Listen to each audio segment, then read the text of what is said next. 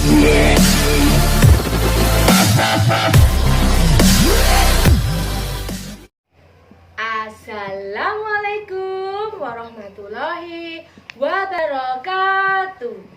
Semangat pagi anak-anak. Jumpa lagi dengan saya Miss Indah. Bagaimana kabarnya hari ini? Baik bukan? Ibu berharap semua dalam keadaan sehat selalu dan tentunya masih semangat walau belajar dari rumah. Kali ini kita akan belajar kelas 4, tema 2, selalu berhemat energi, 1, sumber energi, pembelajaran 5. Sebelum pembelajaran dimulai, marilah kita semua berdoa sesuai dengan agama dan keyakinannya masing-masing. Sebelumnya, kamu telah berlatih teknik vokal dalam menyanyikan lagu Menanam Jagung. Menyenangkan bukan? Ayo kita nyanyikan kembali lagu tersebut dengan nada dan tempo yang tepat.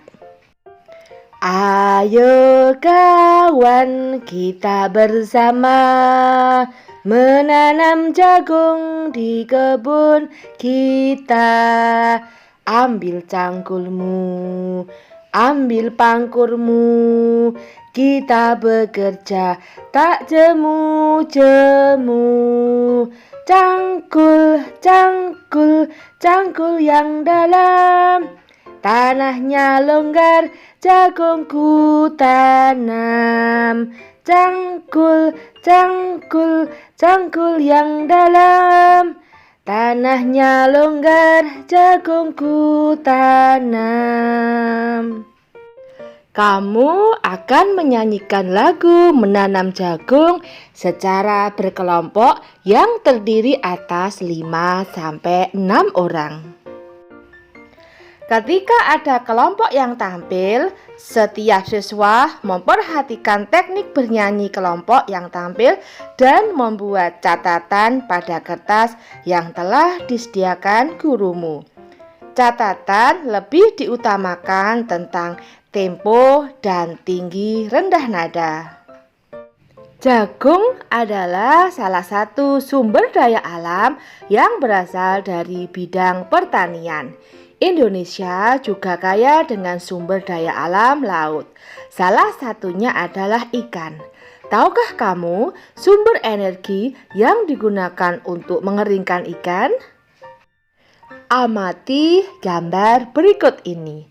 Sumber energi apa untuk mengeringkan ikan? Yaitu sumber energi dari panas matahari. Tentunya anak-anak masih ingat bahwa matahari adalah sumber energi penghasil panas dan penghasil cahaya terbesar di bumi ini. Jadi, dimanfaatkan para nelayan untuk mengeringkan ikan. Energi matahari. Matahari merupakan sumber energi terbesar bagi bumi. Energi matahari dapat berupa energi panas dan energi cahaya. Yang keduanya dapat langsung kita manfaatkan. Energi cahaya matahari membuat bumi menjadi terang di siang hari, sehingga kita tidak perlu menyalakan lampu. Energi matahari membantu proses fotosintesis pada tumbuhan.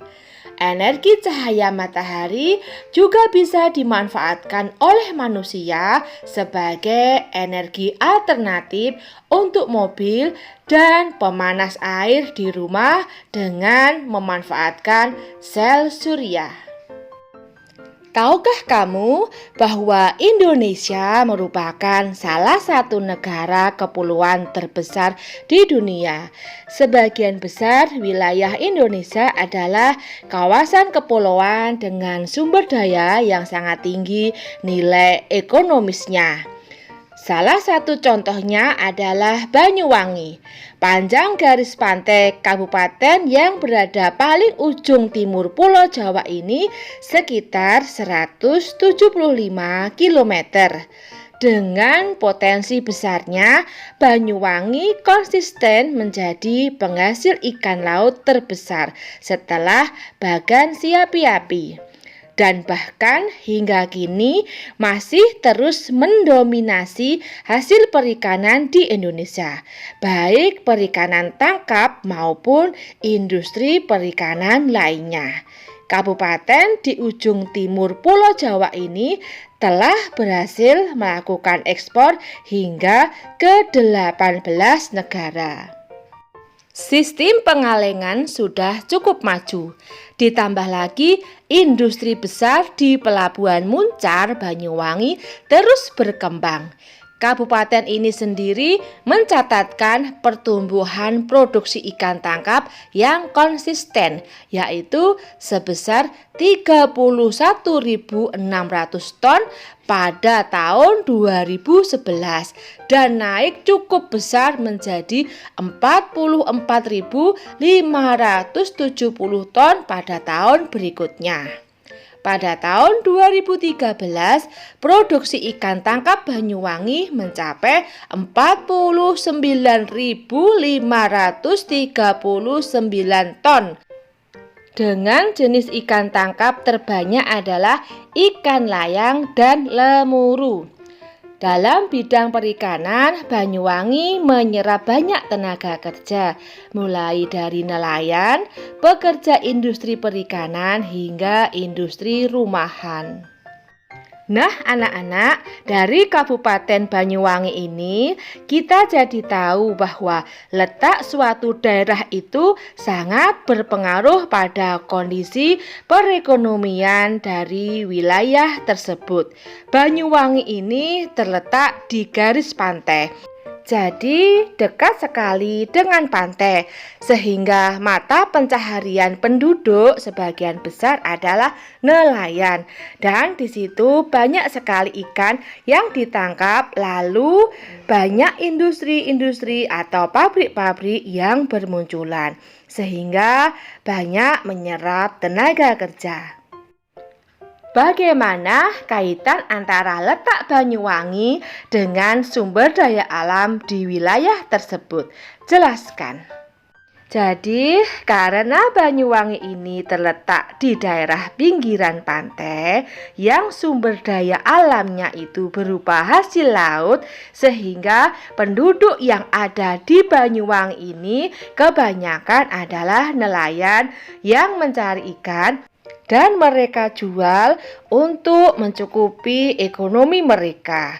Jadi, sumber daya alam ini sangat berpengaruh dengan letak geografis suatu wilayah.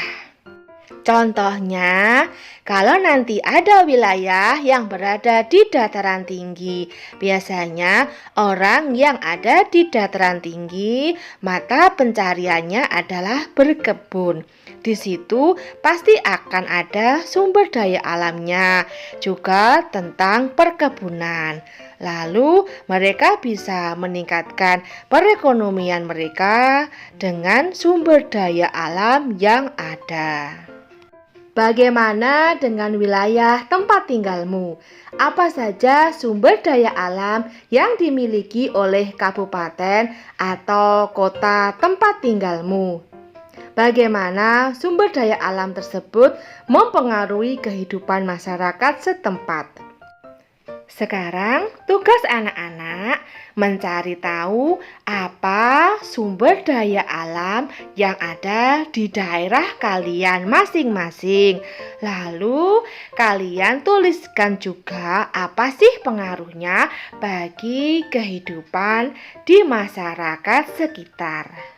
Demikianlah video pembelajaran kali ini. Semoga bermanfaat. Jangan lupa like, comment, and subscribe-nya ya. Bye-bye. See you tomorrow. Warahmatullahi wabarakatuh. I'm an icon, man, and my girl about a 10. should fuck her in a Benz.